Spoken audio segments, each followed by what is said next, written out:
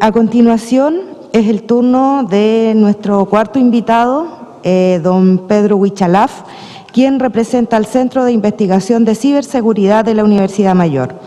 Pedro, bienvenido. Asiento. Tienes la palabra por 10 minutos para tu exposición.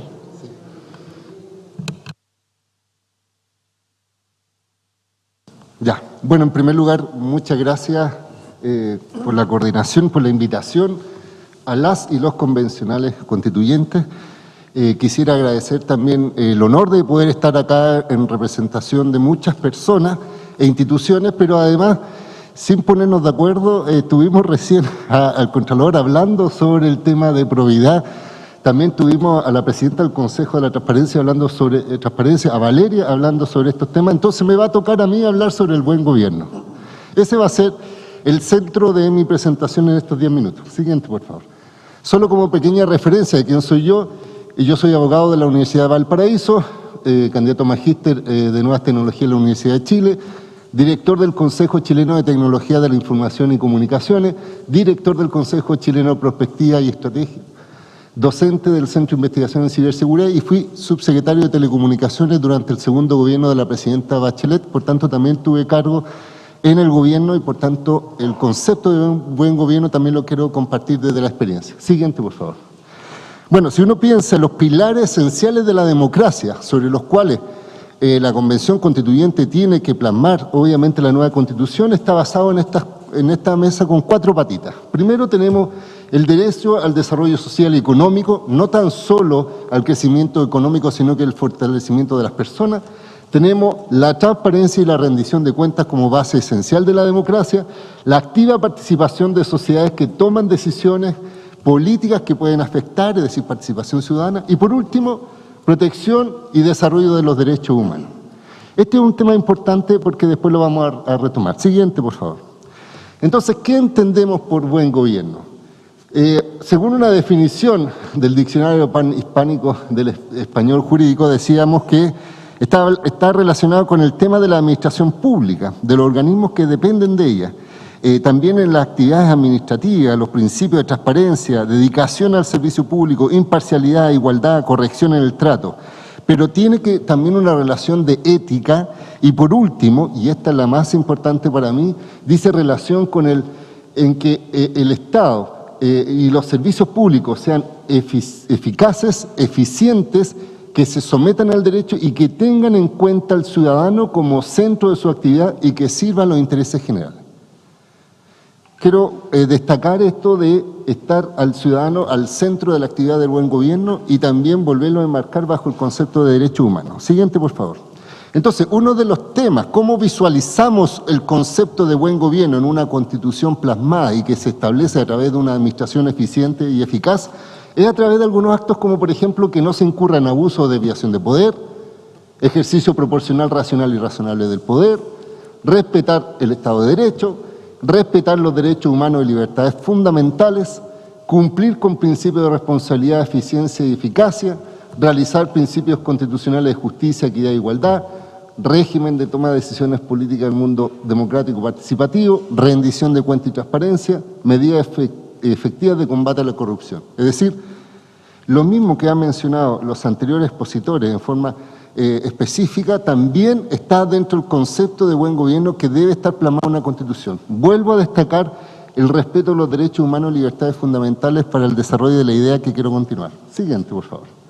Entonces, cuando hablamos de respeto de los derechos humanos, cuando se habla de la Comisión Nacional de Derechos Humanos, define como estas prerrogativas sustentadas en la dignidad humana, cuya realización resulta indispensable para el desarrollo integral de las personas. Es decir, nuevamente tenemos como foco el desarrollo integral de las personas.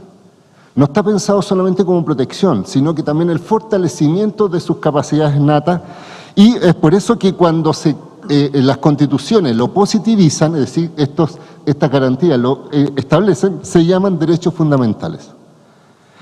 Y frente a los derechos fundamentales existen las garantías, que son más bien deberes de correspondencia, es decir, buscan hacer efectivas derechos fundamentales, y es por eso que nosotros tenemos el axioma de que existen derechos fundamentales, pero no pueden haber garantías sin derechos fundamentales, por decirlo así. Entonces, el derecho humano han sido una constante en evolución. Esto es importante, que tal como el derecho también evoluciona respecto a los cambios de qué se entienden por protección de los derechos humanos y derechos fundamentales. Es por eso que conceptualmente hay una definición de Estado de Derecho, Estado Social de Derecho y Estado Constitucional, porque obviamente esto evoluciona en el tiempo. Siguiente, por favor. Si mezclamos entonces, ¿qué entendemos por buen gobierno? Con la protección de los derechos humanos en el fortalecimiento y la promoción de las personas y centrado, tenemos que han surgido hoy por hoy, a diferencia de las constituciones hacia atrás en el tiempo, nuevos derechos y garantías que están buscando ser garantizados y que esperamos que esta constitución, esta convención constituyente también acoja. Por ejemplo, el derecho fundamental a un medio ambiente libre, ambiente sano o libre de contaminación. Lo decía el Contralor también respecto al tema de los objetivos de desarrollo sustentable, existían otros objetivos, etcétera. Tenemos el derecho humano al agua, que también forma parte del principio de buen gobierno establecido en una constitución porque va centrado a las personas. Tenemos también el concepto de un gobierno abierto, cuando hablamos que un gobierno abierto es con transparencia, con colaboración y con participación. Tenemos la visión, y en esto quiero 2 puntos enfocarme para finalizar, la autodeterminación de los pueblos originarios dentro de un concepto de buen gobierno y la plurinacionalidad y la importancia del derecho a buen vivir, que es parte de los pueblos originarios, que también está enmarcado bajo esta dinámica.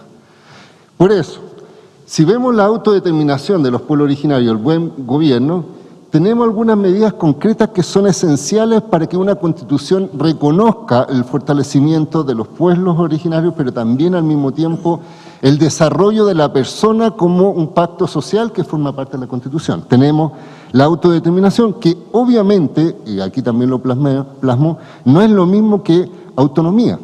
Estamos hablando que es fundamental el reconocimiento de los pueblos originarios a nivel constitucional, pero eso otorga también una interculturalidad, porque hoy día hay una dinámica social compleja que implica procesos de negociación y diálogo orientados a considerar estas diversas culturas dentro de una sociedad.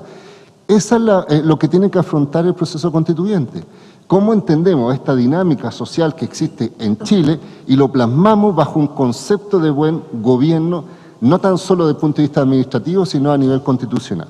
Y tenemos, por tanto, que los pueblos tienen derecho al territorio porque es vital, porque forma parte de la historia, las prácticas de la cultura, el desarrollo de las lenguas, y porque forman parte de su historia, y son espacios definidos. Y por tanto, obviamente, cuando existe autodeterminación, cuando existe participación política de los pueblos originarios, toma decisiones, incidir en sus decisiones, eso forma parte de estos nuevos principios de, obviamente, buen gobierno. Siguiente, por favor.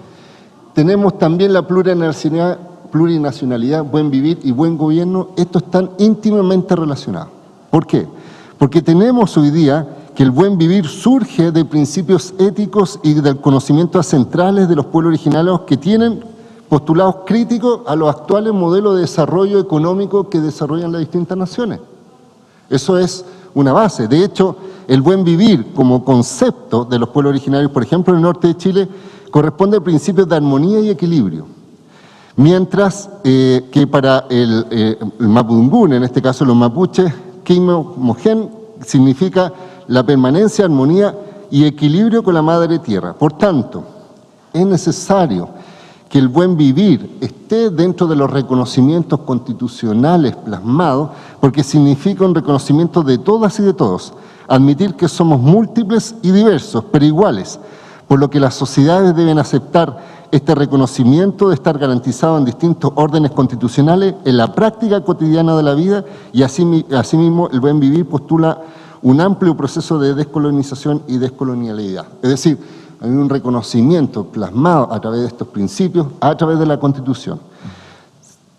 2 láminas más y termino. Siguiente, por favor.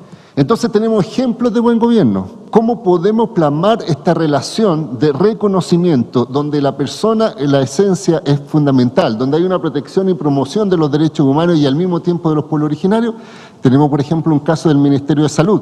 Ya desde el año 2006 cuenta con una política de salud y pueblos indígenas. instrumentos que reconocen, en este caso, la diversidad cultural y se establece la participación, la equidad y la interculturalidad como ejes estratégicos. Es decir, los mismos principios esenciales que nosotros plasmábamos la están desarrollando a través de iniciativas específicas en materia de salud. Es por eso que incluso el año 2012, la ley que regula los derechos y deberes que tienen las personas establece en el artículo 7 el derecho de las personas pertenecientes a pueblo indígena a recibir atención de salud con pertinencia cultural, así como establecer el deber de los prestadores de instituciones públicas a otorgar dicha atención. Sin embargo, y de hecho hoy día existen facilitadores interculturales en materia de salud que desarrollan un trabajo conjunto con las organizaciones, con agentes de salud, con tradiciones y reconocimiento comunitario. Sin embargo, esta es una iniciativa puntual, no es un principio que esté establecido, por ejemplo, a nivel constitucional. Y es por eso que en esta área hay un desarrollo mucho más reconocido y fortalecido por parte de los pueblos originarios y obviamente esto forma parte del concepto de buen gobierno, no tan solo de administración, sino de atención a las personas en su desarrollo. Por último, un ejemplo de mal gobierno desde este punto de vista, tenemos, por ejemplo, hoy día tenemos un avance, y todos lo sabemos, en el proceso de transformación digital, donde el Estado exige a las personas contar con acceso a Internet para relacionarse. En este momento se está abriendo en la Convención Constituyente la posibilidad de iniciativas populares de ley, pero hay que conectarse a Internet y subirlo a través de un formulario. Para tener el IFE tienes que estar conectado a Internet. Para tener el pase de movilidad tienes que estar conectado con Internet. Pero lamentablemente hoy día el Estado fomenta el desarrollo de las telecomunicaciones, pero está entregado al mercado. Es decir, se aplica el principio el mercado hasta donde puede. Lo que hace un buen gobierno, si está establecido a nivel constitucional, sobre todo en este tema, y ahí paso el aviso también, debería la Constitución establecer el derecho del acceso a Internet como un bien, como un servicio público, como una obligación también del Estado de promover estos servicios para fomentar la integridad, para que haya una brecha de desigualdad digital disminuida y por tanto se aplique el principio de, en vez de que el mercado está donde puede, el Estado hasta donde debe. Y finalmente, tenemos un caso concreto, tenemos un proyecto de fibra óptica transoceánico que estamos, que me tocó iniciarlo y que este gobierno continúa para unir Asia-Pacífico con Chile y supuestamente va a pasar o pasaría por Juan Fernández e Isla de Pascua. Sin embargo, hoy día se está definiendo administrativamente que es optativo que pase por Rapa Nui. Es decir, los Rapa Nui me han dicho en reiteradas oportunidades que para ellos es importante tener 3 puentes con el continente, el puente aéreo, el puente marítimo y el puente digital. Pero lamentablemente este tipo de decisiones administrativas no están considerando para nada la decisión, la voluntad o la iniciativa de los Rapa Nui porque el proyecto hoy día es optativo que pase por Rapa Nui. Es decir, no tienen ninguna injerencia, no tienen ninguna participación, ni tienen ninguna voluntad, siendo que ellos están optando y están deseando de que ese tipo de proyectos pasen por su territorio. Lo promueven, lo exigen, pero no son considerados a nivel de gobierno. Por tanto, finalmente, dejar las decisiones de buen gobierno al gobierno de turno y no establecer principios de buen gobierno a nivel constitucional es un proceso complejo que se tiene que revertir. Es decir, estos principios elementales, los que se están exponiendo, la lógica del buen vivir, la lógica de la autodeterminación, están enmarcados bajo este concepto de buen gobierno que deben estar establecidos y es la propuesta que estamos realizando para que la Convención Constituyente, especialmente ustedes que están en esta comisión, lo incorporen de tal forma que forme parte de las constituciones más modernas que reconocen estos principios enfocados en los derechos humanos, sobre todo con la lógica de promoción del bien común y el fortalecimiento de la persona como individuo humano. Muchas gracias.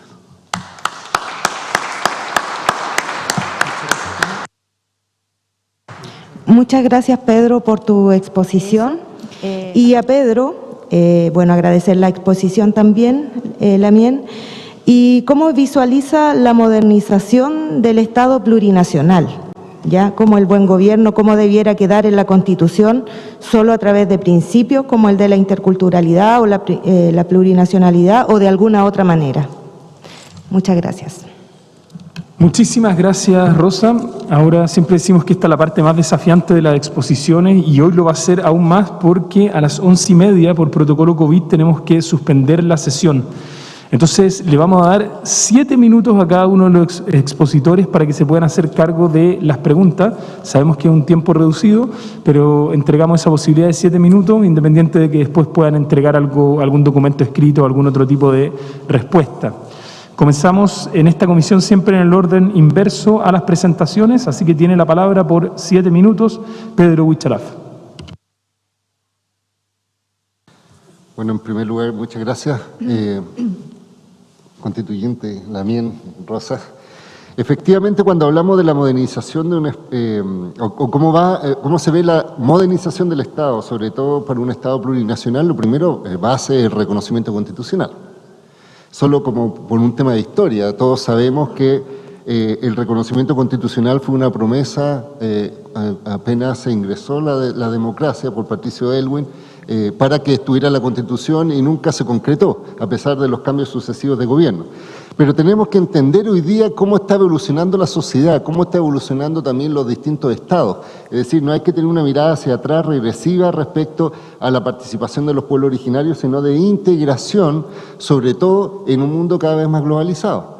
Por eso cuando uno ve hoy día cómo se desarrollan iniciativas que tienen un elemento técnico, pero que tienen un impacto social, como por ejemplo el tema de la modernización del Estado, la transformación digital del Estado, toda esta la incorporación en las economías digitales y todo lo que dice relación con cómo hacer más eficiente, más seguro y obviamente mucho más directo con los ciudadanos, no hay que dejar de lado las connotaciones, las visiones, la lógica de los distintos pueblos originarios y la sensibilidad propia, por ejemplo, del concepto de buen vivir, como por ejemplo de lo que se entiende por autodeterminación, como por ejemplo la lógica que decíamos en temas de salud respecto en este caso a la vinculación de la naturaleza y también de la salud ancestral.